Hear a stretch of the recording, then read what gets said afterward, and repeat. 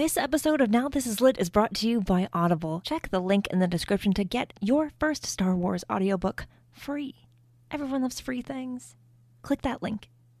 Do it. A long time ago, in a galaxy far, far away.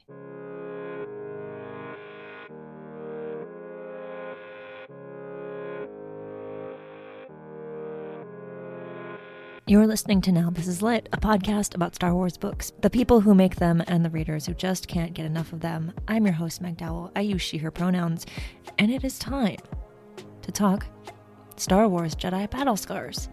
Alden Diaz from Octo Radio is here to do that with me. Let's go.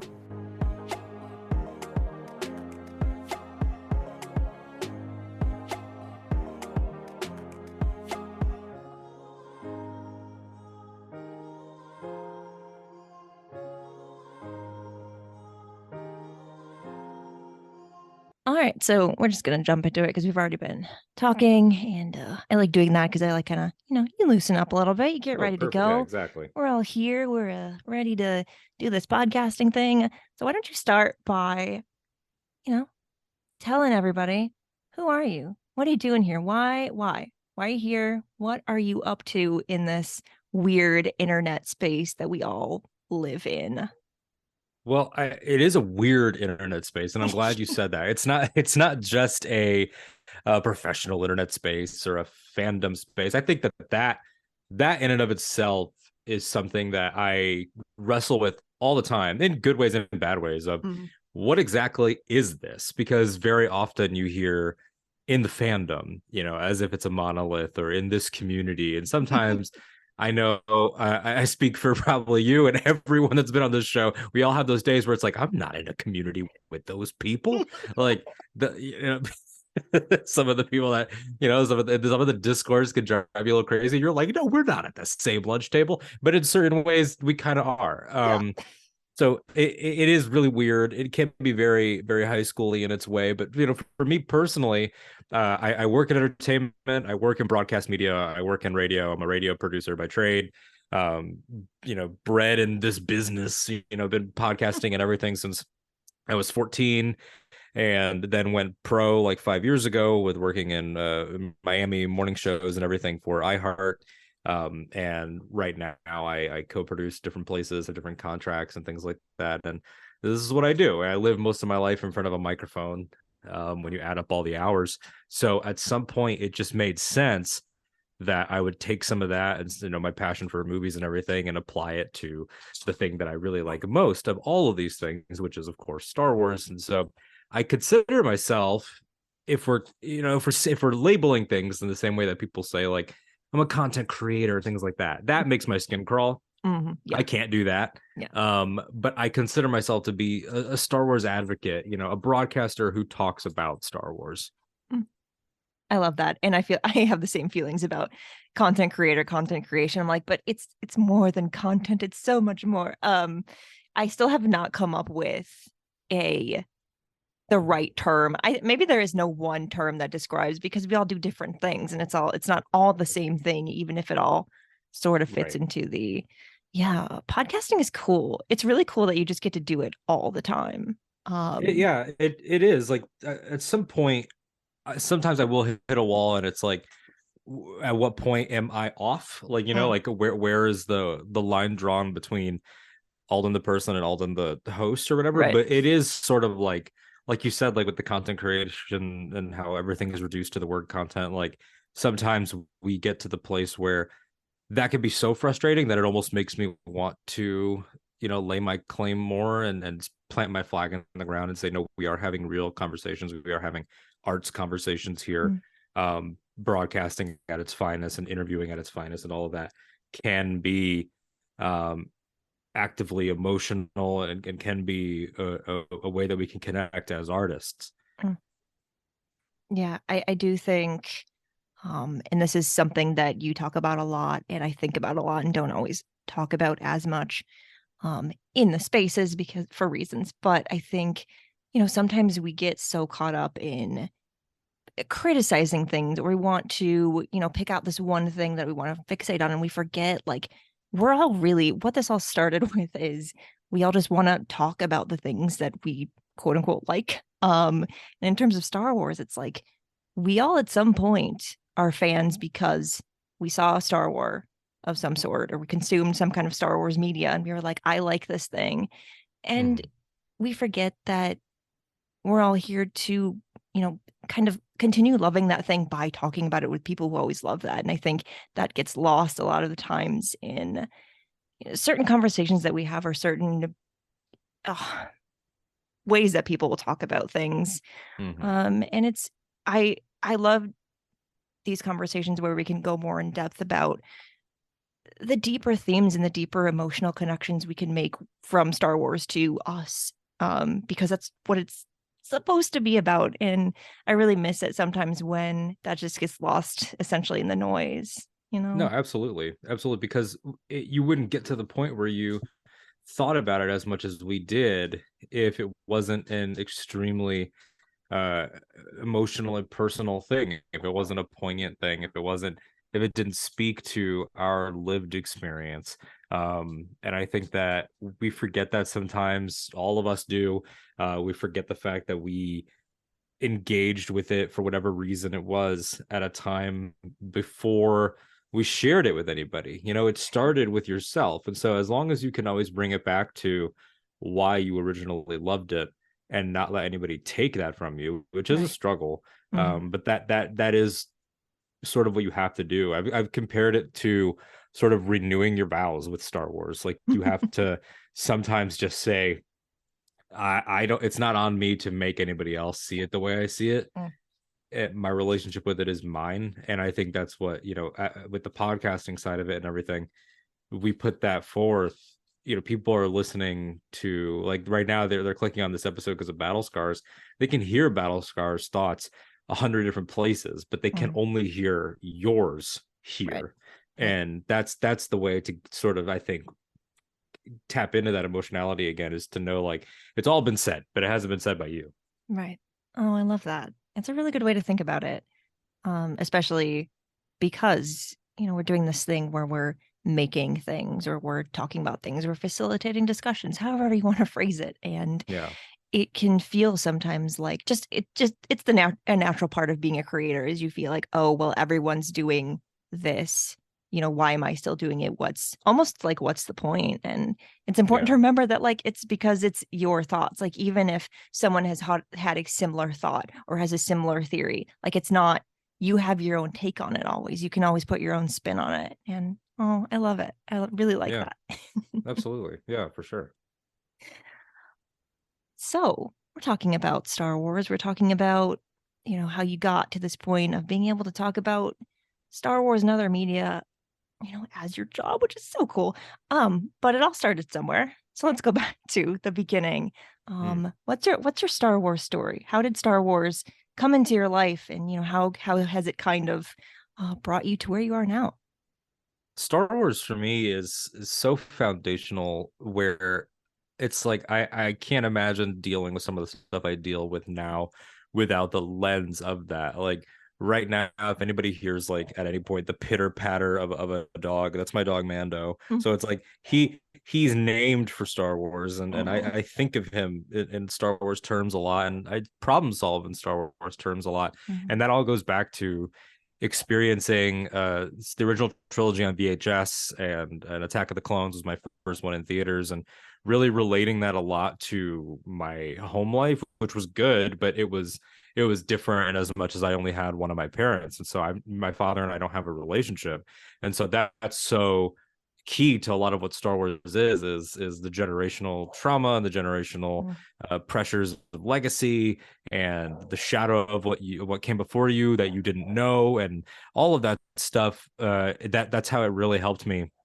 It really helped me deal with what I was going through in a lot of ways, even as a small child. Before I knew what I was processing, I was able to see it in characters like Luke and Anakin and Leia and these different people, and sort of realize things about myself. And that just continued through the second Dark Times post Sith, and now up into the modern era. It's always been there. And so I had been on Star Wars podcasts before, back in the day, and then had one of my own pre-Force Awakens, but then this one, when I got into radio full-time professionally, I was able to start Octo Radio, and that sort of because of working in the radio station, it was like I was able to make it sort of at work and really make it a part of the experience, and sort of make it part of my quote unquote brand, whatever that is. And yeah, so it's always been there. I've always said, like, if Star Wars is ever a great story, then it's mine too, because if you removed it, I really genuinely don't know who I'd be. There's a lot of stuff that I love, and that I have loved. And if you removed those, I think you still maybe get to me now.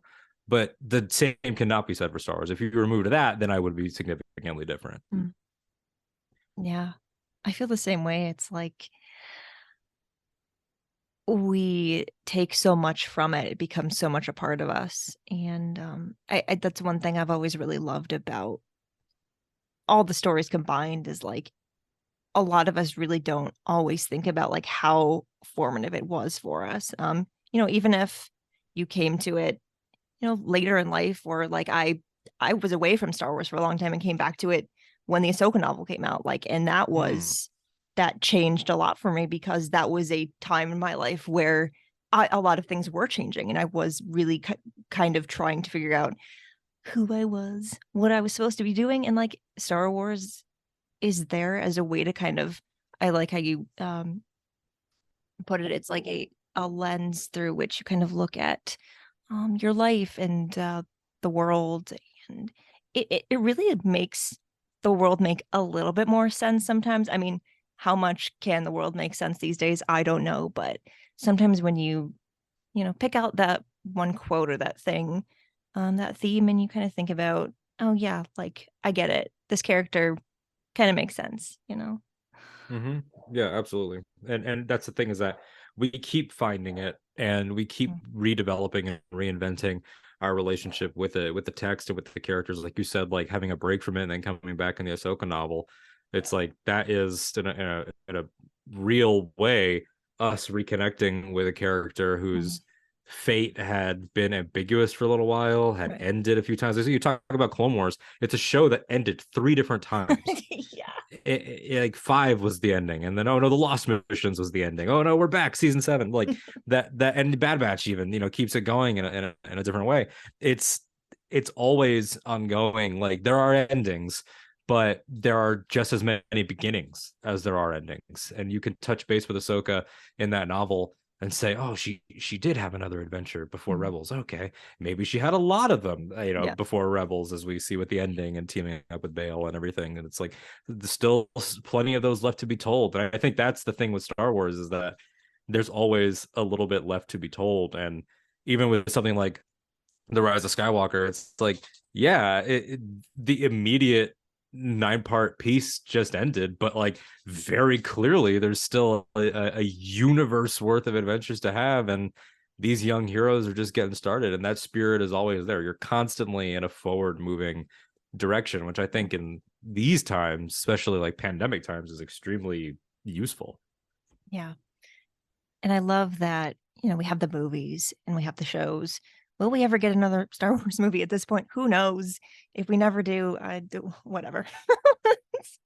What's going on? But we also have things like the books and the video games and these we'll call them extra things that kind of like further, they give you more of those stories that fill in gaps, or they expand. It's called the expanded universe for a reason. They expand these stories that you might have seen on the screen, but now you get to read them or you get to play them. Have you played Fallen Order?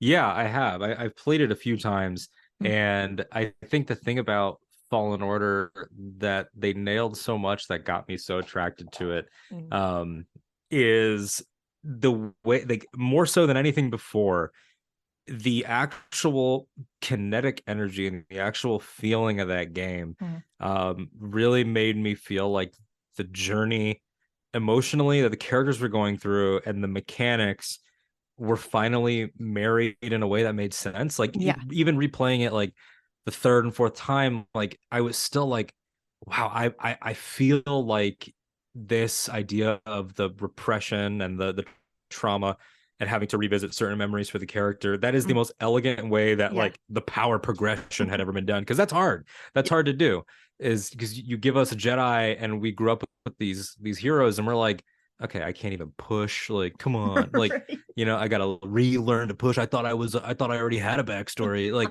and they managed to find that so well. So yeah, big fan of Fallen Order. Very excited about Survivor, and just in general, I think that cast of characters was a big win. Yeah. And they picked the absolute perfect person to write the book that comes right in between these two games, which is, I still get the names confused for some reason. Star Wars Jedi Battle Scars by Sam Maggs has been out for a minute by the time you're listening to this, but wanted to give everyone some time to read it because I think everyone should. I really honestly don't think they could have picked a better person to write this book. Just the fact that Sam works in the gaming industry and understands how stories are told in games and how everything fits together, and was able to take this book and make it feel somehow like you are reading a video game, but like even better than that. I'm still amazed that it just happened to work out like that. Yeah, no, you can tell too in the writing style. Like, I agree with you. This is the perfect person, because what Sam brings to it is a lot of that forward moving kinetic energy, where like the way that she writes action, the way that she's able to balance where the action of the book is going to be placed with where we're going to be slowing down. Like, there are some chapters toward the end, one chapter in particular, I believe it's 15 or 16, where we just have the blowout argument of every single character before they just take some time to decompress. And it's like, that feels so video game. Like, the fact that it's like we're going from incredible action, and then here we go, we're gonna take the emotional beat here, and then everybody disperse into the town to do what you need to do for a couple days before we like it move. In the same way people say The Mandalorian as a television show moves like a quest video game, like a Sure. like go get this, go do this. This one definitely played like a group RPG. Like, people get there, all right, now I'm gonna do this with the saber, I'm gonna cast this, or Sears like, I'm gonna tap into this and do this move. And Sam is able to write those in such cinematic ways. There are some moments that are just all-time Star Wars book moments, I think, because she understands how to translate them and sort of marry the mediums. Like, like, do I fully expect the games to go for a trilogy? I do. But if it ended on Survivor and they said, no, the second one is Battle Scars, that would feel right. Yeah, it really would. And I was excited for Survivor.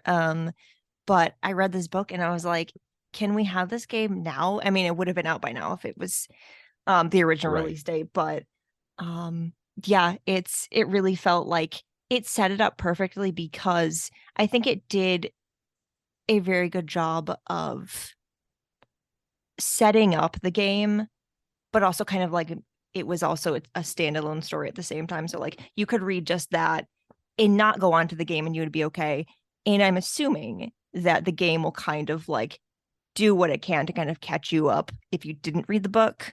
Because there are just some things in the trailer that you're like, wait, what happened to his arm? Like, it's not extremely important that you know the whole story that you've read the book, but I feel like everyone should, because it is that good. And I am curious if you have thoughts on this, because a lot of times, we have all of these Star Wars books. There's so many Star Wars books coming out. I can barely keep up. Why did I decide to do a weekly show about books? I don't know, but here we are. And they just never stop. And you really don't have to. You can be a Star Wars fan and not read the books and you're fine. You can still grasp what Star Wars is about. But there are things about the books where, like, if you do read them, if you read some of them, or if you read all of them, you do sometimes get rewarded. Sometimes there are things in the shows that pop up that you're like, I know who that character is, or I understand that a little bit better. Do you have feelings about that? Because there are people who really don't like that. There are people out Yeah. there who are like, I don't like that I now feel like I need to read this book. I shouldn't have to do homework to understand what's going on with the you can tell by my mocking voice that I don't take that too seriously. Yeah.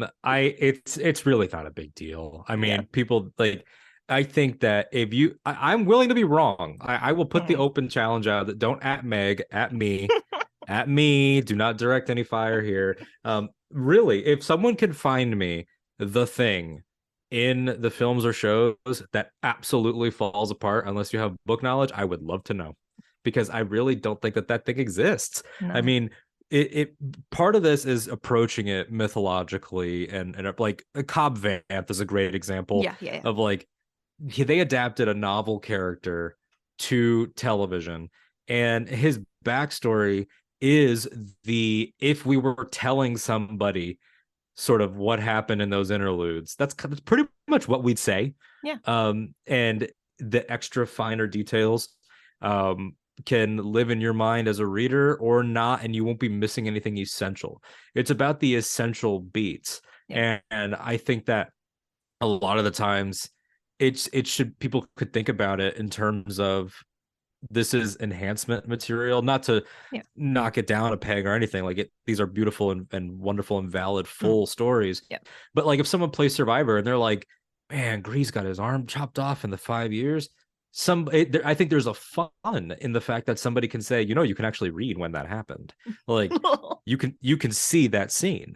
And I think we've lost, because of the internet, a little bit of that childhood joy that would make you want to rush and see that. Like, it reminds me of knowing how Anakin got the scar over his eye in the Tartakovsky Clone Wars. Like, that was exciting to know, like, oh, if you watch the Cartoon Network show, you could see them get the scar. Like, that stuff is fun to me. And I don't think that I think that it's a rich, rewarding experience to tell people that, hey, what resonates with you on screen, there could be something for you out here in books or in comics or audio dramas, whatever.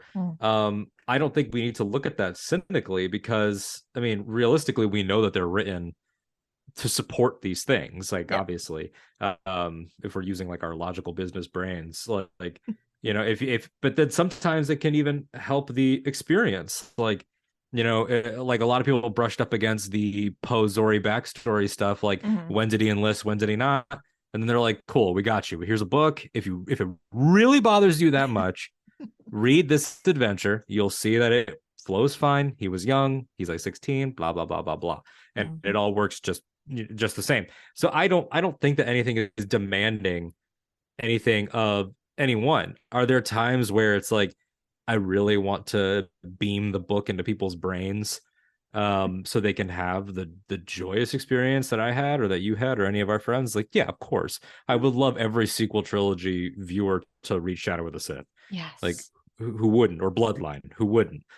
But at the same time, it's like, you can just watch those movies. Like, I think we forget sometimes how little we had, or how little our parents had during the OT. Like, they just introduced Mothma and Akbar, and like, we didn't know who they were.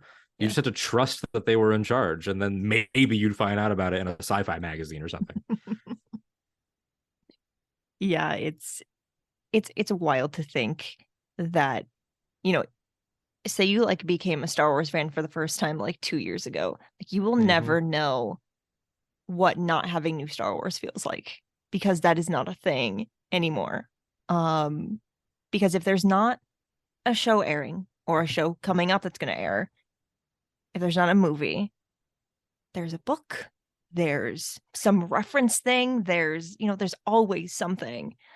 And I love it. I don't think there's such thing as too much Star Wars, but that's just me.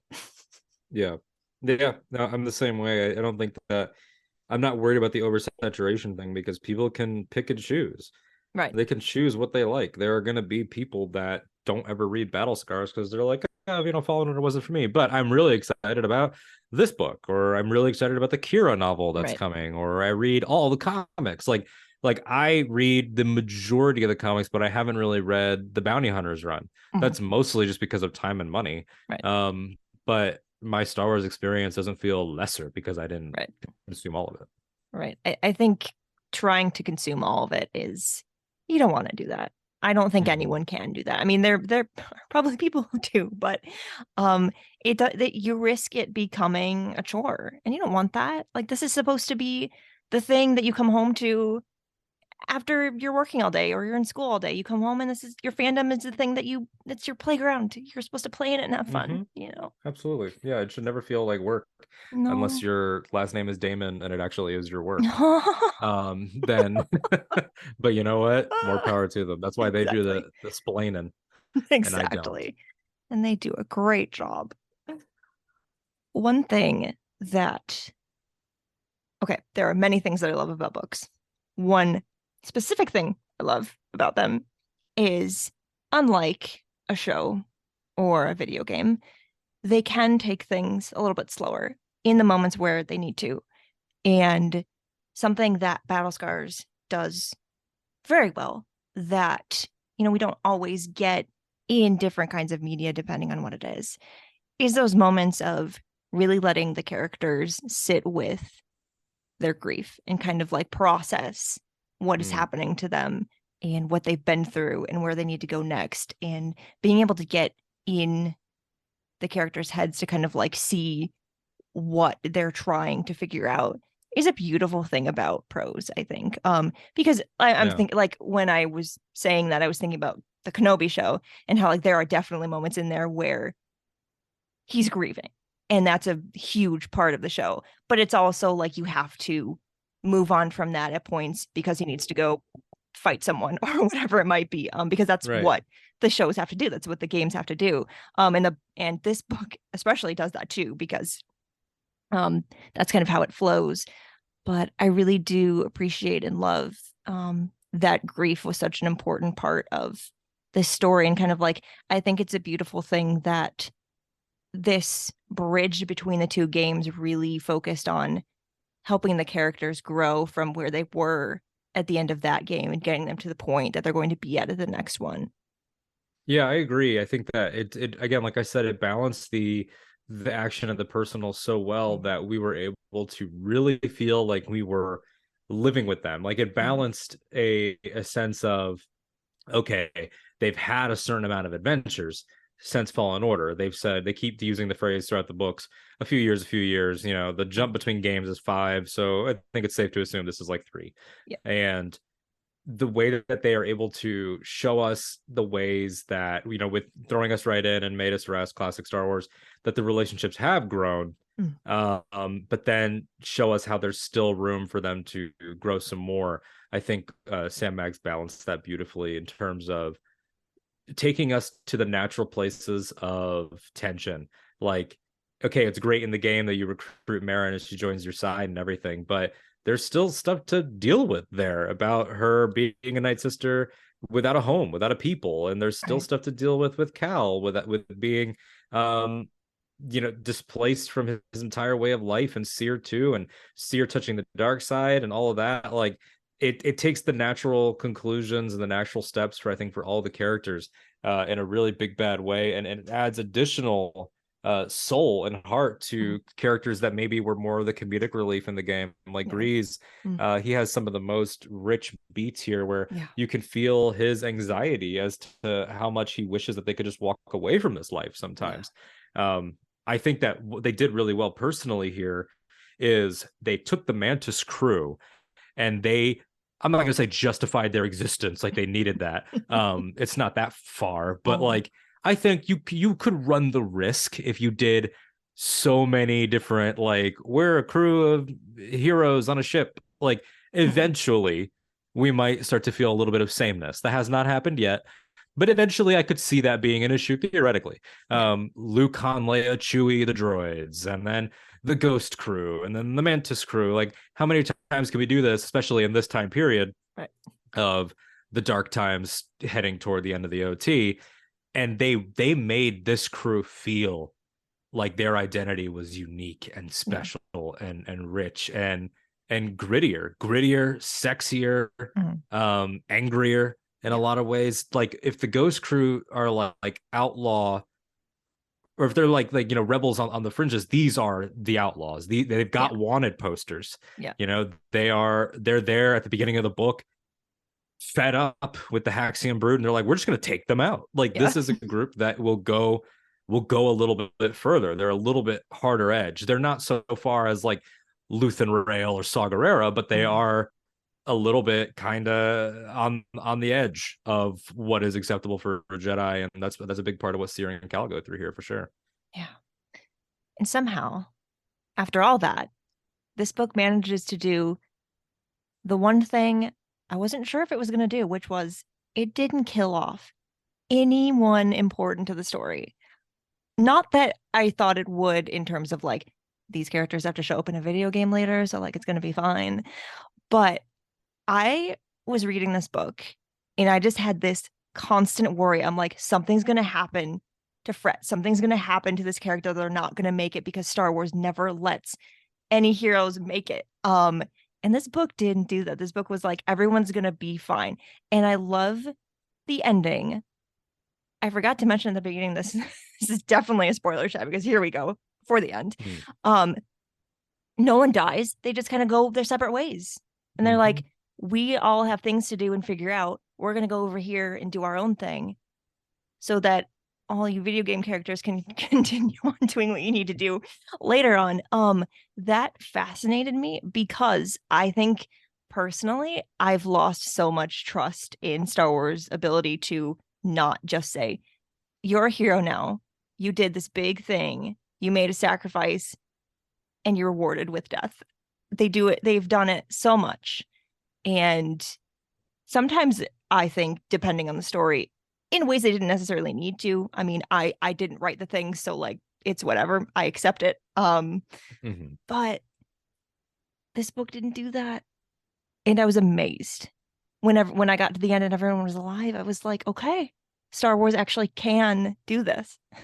Yeah, and I think that it did not help that during our reading of this, we had not seen certain people in Survivor promotion. Yeah. So I think that there was a certain part of me that was like, are they gonna kill Grease in a book? Yeah. That would have been one of the times where those, oh, why do I have to do homework, people would have been a little bit correct, if they had done something like that. But they did not go that far. No. It did feel like it took big swings and was willing to change the status quo. But like you said, it was also it had the emotional maturity to let people sit in what they had done. Like it sort of what they had done and what they'd experienced. It was saying, we're going to put them through the ringer, and by the end of this, they're going to feel differently about their mission and about each other. But there's still room to grow here. Yeah. And sometimes even in a dark way, not like grim, gritty dark, but like emotionally dark, heavy. You have Cal and Sear at the end, and Marin too, to a certain degree, all sort of saying like, well, where else am I going to go? Yeah. And I think that's not exactly the Star Wars, like, we have each other. Like, that's not the usual. Like, they love each other, but there's nowhere else but the Mantis. Yeah. And especially for Grease, who's like, it is literally my property. Right.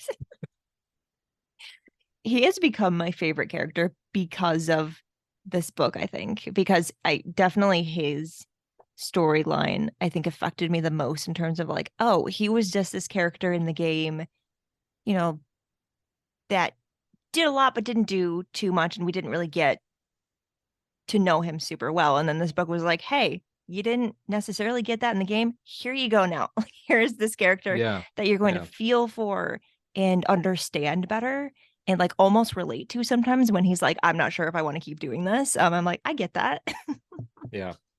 Yeah, I think that they did a really good job of fleshing him out, of, again, like showing his anxieties, but also showing what his place is too. Like you're saying, like it was almost like the book was answering a conversation that we were all quietly having. Like, okay, we really like this character, but where does he fit with the Jedi and Night Sister and droid that he is now aligned with?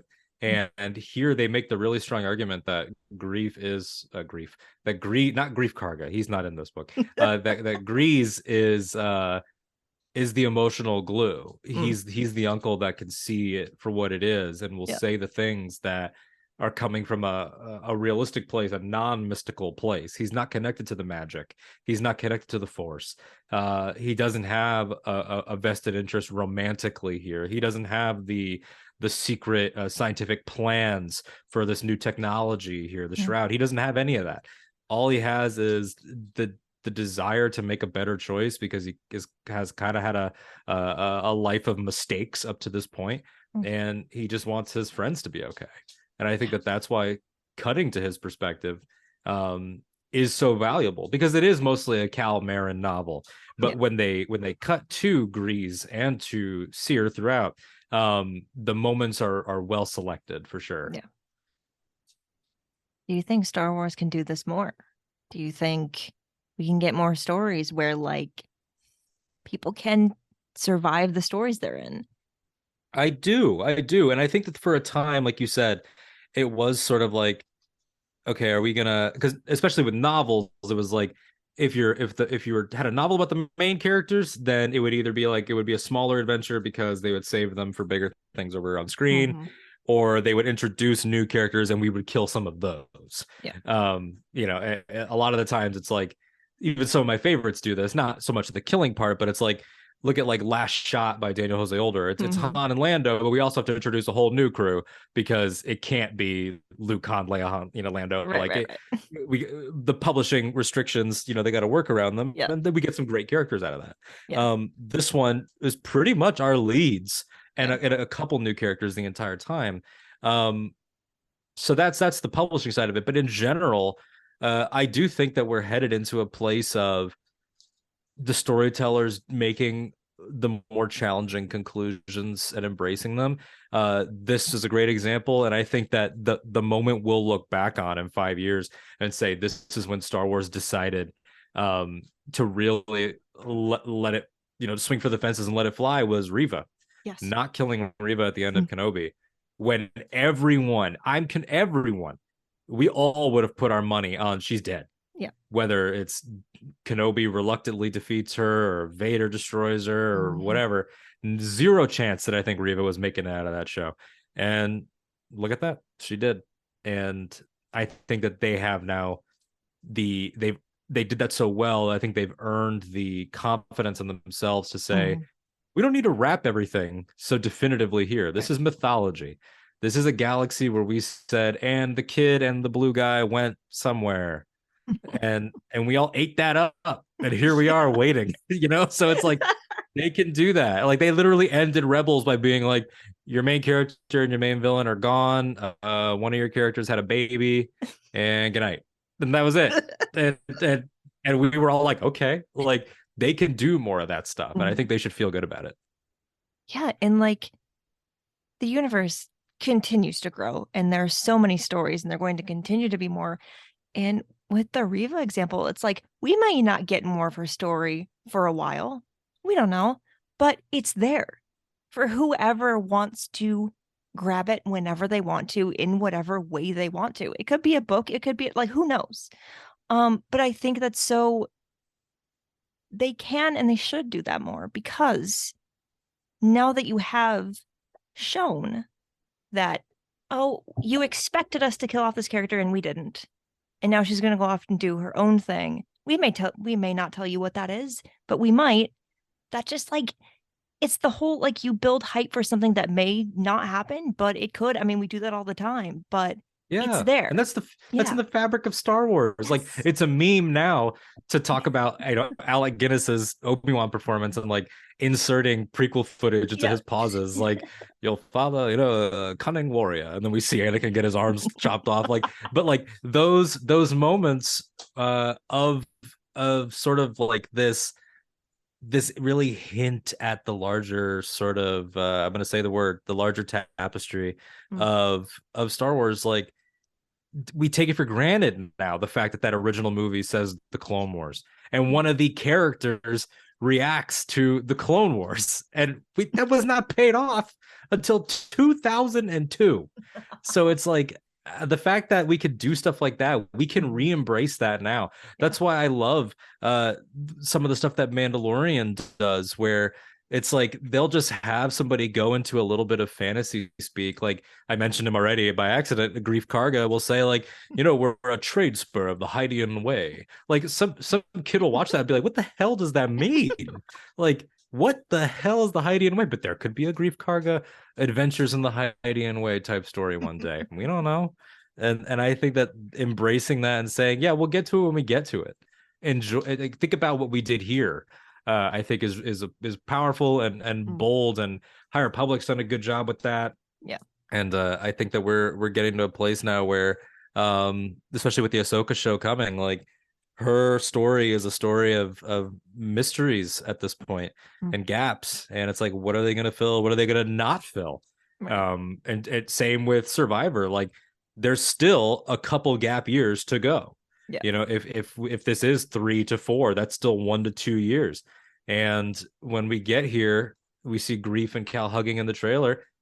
Seemed like they were good at the end of this book, but it doesn't seem like Grief's flying it in the trailers for this. So what happened there? And this book didn't feel the need. Sam Maggs didn't feel the need to say, I need to get them to the start screen of the next game. Right. Yeah, love that.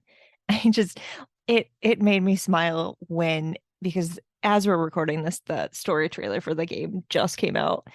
And he just says straight up, like right at the beginning, like, it's been a long 5 years, like as if he's saying, like, hey, everyone who really cares about exact timelines, here's exactly when this game is taking place. They need to know. Yeah. It's very important. Yeah, and I'm glad they're doing that, honestly. Yeah. Absolutely glad they're doing that, because at some point we got to stop. We got to stop, I don't want to say like hand holding people or enabling. Like, I'm not trying to be too negative about it, but it's like there comes a certain time where it's like we just need to say, like, all right, shut up. It's this many years. Let us tell our story. Like, I wish we didn't have to, but very clearly we kind of do. Yeah. It's good. There's a lot of other things happening in the galaxy around this exact time that this game is taking place. So we'll see. Yes. We'll see indeed. how that goes. Including that aforementioned character, Reva. It's going to be a really, really great game, and I'm really excited. And it's coming out the day before I leave for a 1.5 week long trip. So guess who doesn't get to play it right away? It's me. Oh, just cancel the trip and play it for a 1.5 weeks. Who needs a trip? It's too expensive for that. Do you think that we need more books about video game characters? Oh, okay. Do we need more books? Period. That was a really long pause. It was a very pregnant pause. I was like, this is I feel this is a loaded, very simple but loaded question. Do we need more books? Do we need more books about video game characters? Absolutely. I definitely think we do. And that I don't come from a place of negativity when I say this, but I think that sometimes I would like a little bit of that. Like, like I it's not a shot at Squadrons, but that's a group of characters that I didn't really connect with. And part of that is by design. They made a $40 game. It's meant mostly for the multiplayer. And you know what? That's all well and good. But there are certain people in there where I'm like, man, like, I want to know more about this badass goth queen Havina Vonreg, and I might not ever know more about her. That would be really cool to do, like a Titan Squadron novel or something like that. Like, I do think that there is a need for that, especially as the games start to expand. We've got more stuff on the way. Probably a third Star Wars Jedi. We got the Ubisoft game, whatever Amy Hennig's producing. There's the Indiana Jones game. Like, there's lots of stuff coming that I think will be greatly served by doing stuff like this. And I think we have in the Inferno Squad novel really to thank for this current methodology of giving backstory and giving a full other chapter with these people. I do want more of that for sure. And I think that with something like the KOTOR remake on the way, like this a publishing line could be essential if they have the guts to try to canonize that thing, which I don't know if they are or not. This is not a scoop or an insight. Yeah. But let's say theoretically they were going to, or that they were going to try to, tell a new story with one of those characters. Like, I do think that it is time for sure to do stuff like that. Because every time that it happens, it hits. So yeah, absolutely keep it going. Yeah. The fact that we didn't get a book or comics or anything around Squadrons is just a tragedy to me.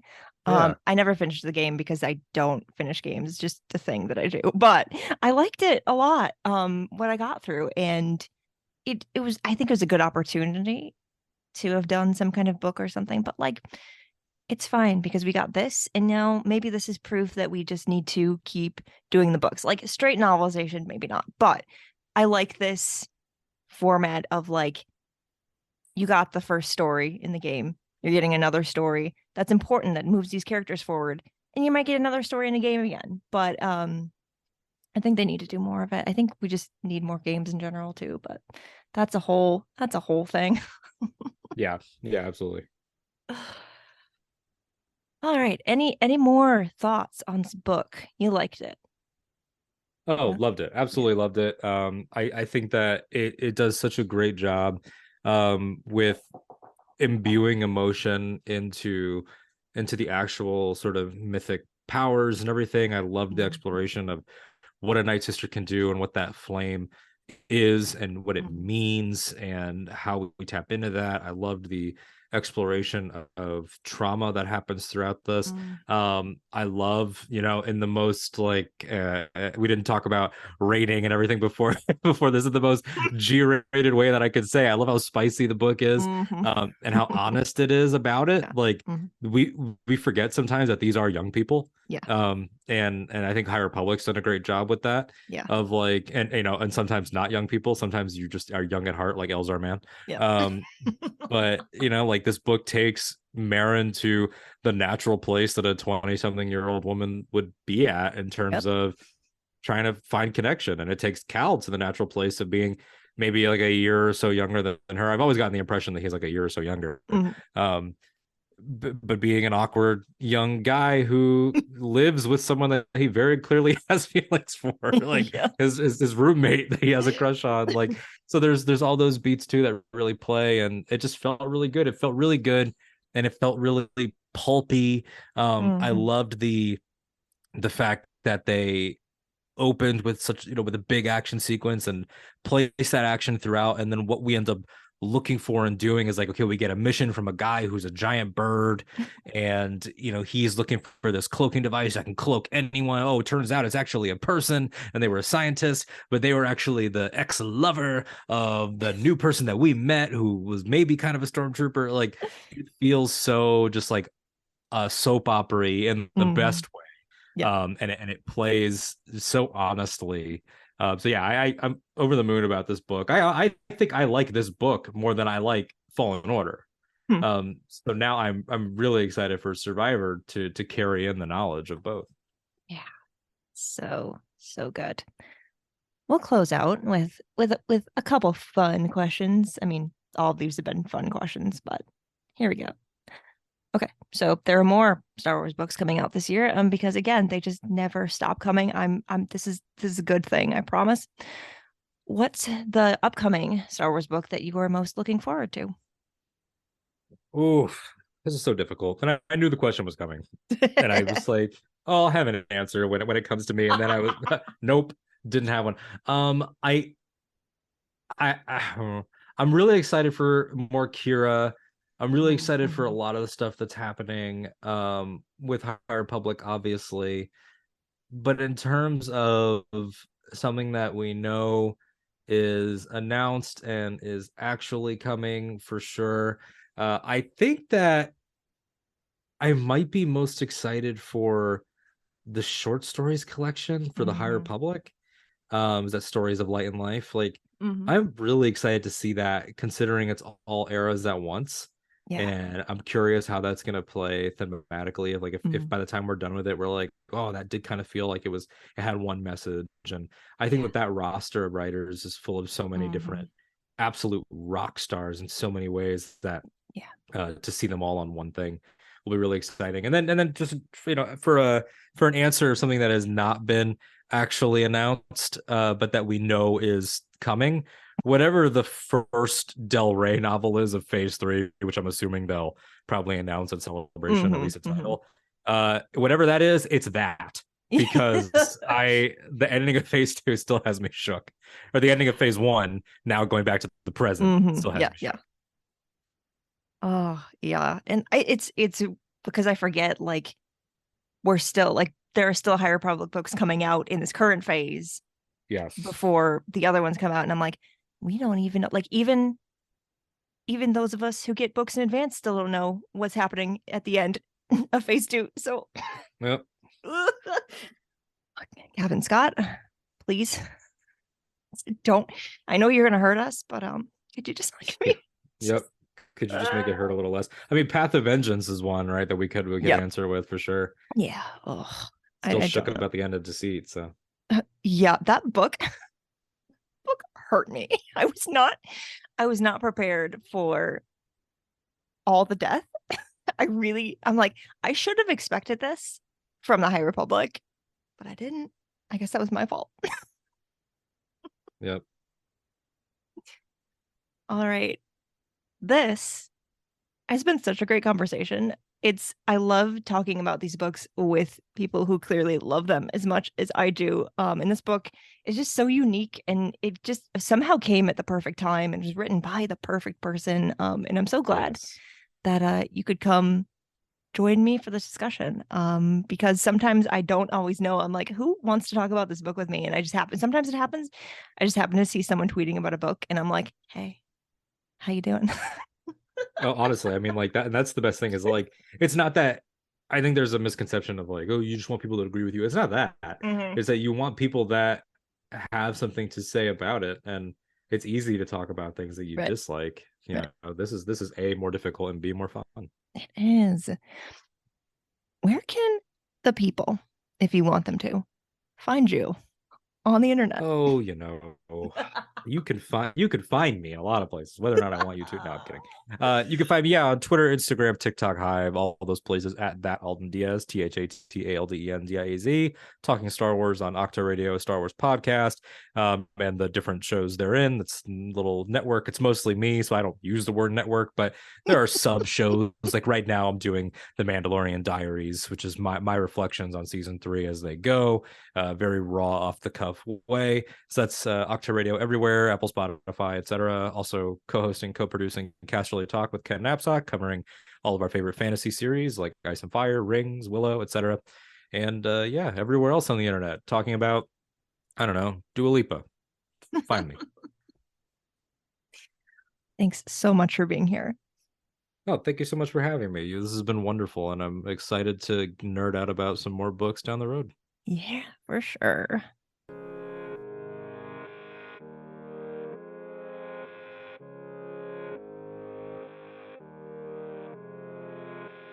Now This Is Lit is part of the Faraway Fandom Network and is written, produced, hosted, and edited by me. Jose Jimenez designed our podcast art. Keep up with the show on Twitter at Star Wars Lit Pod, and find the show wherever you get your podcasts. If you want to support the show, click the link in the description to start your free Audible trial. I get a little bit of money from that if you do that, and that is something I will never complain about. You can also subscribe to our newsletter. It is free. Supporting the show sometimes just means liking posts or sharing things, retweeting my tweets about it. It matters. It really does. I know that Twitter is falling apart, but for now, that's all we got. We're all still hanging on. So continue to hang on with me. For more book reviews and Star Wars Book Celebration, follow Star Wars Book Reviews on Instagram.